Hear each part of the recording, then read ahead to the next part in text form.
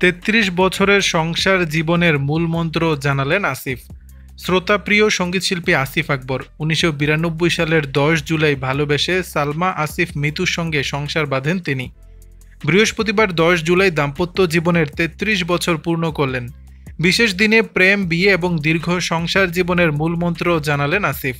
আসিফ আকবর তার ফেসবুক স্ট্যাটাসে বলেন, ১০ জুলাই ১৯৯২, ১ থেকে ২, ২ থেকে ৫, মাঝখানে ৩৩ বছর। বড় বৌমা এসেছে, ছোট বৌমার শুভ আগমনের অপেক্ষায় আছি। ৩৩ বছরের সংসার জীবনের মূল মন্ত্র জানিয়ে আসিফ বলেন, ১৯৯২ সালের ওয়েদার ঠিক এমনই ছিল। দুজন ছোট মানুষ সংসারী হয়ে ভালোবেসে। চ্যালেঞ্জের পর চ্যালেঞ্জ এসেছে, সামনের দিকে তাকিয়ে পিছু হটেছি, আবার এগিয়ে গিয়েছি।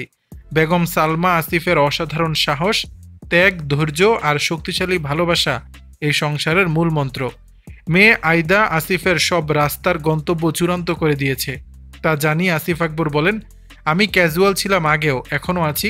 এলোমেলো সময়ও পার করেছি। আমার মেয়ে আইদা এসে সব রাস্তার গন্তব্য সেটেল করে দিয়েছে। ১৯৯২ থেকে ২০২৫ সাল, এই তো সেদিনের কথা। বেগম সালমা আসিফকে ধন্যবাদ, বিয়ে বার্ষিকীতে শুভেচ্ছা। সবাই ভালো থাকুন, সুস্থ থাকুন, সুন্দর থাকুন, ভালোবাসা অবিরাম। বেশ আগে এক সাক্ষাৎকারে স্ত্রীর প্রতি ভালোবাসা প্রকাশ করতে গিয়ে আসিফ আকবর বলেছিলেন, মিতু আর আমি এক আত্মা। আমার দীর্ঘ ক্যারিয়ারে আমাকে গুছিয়ে রেখেছে মিতু। ওকে শুধু ভালোবাসি বললে কম হয়ে যায়। এর থেকে বড় কোনো শব্দ যদি থেকে থাকে তাহলে সেটা মিতুর জন্যই প্রযোজ্য। দর্শক, বিষয়টি নিয়ে আপনাদের মতামত জানাবেন নিচের কমেন্ট বক্সে।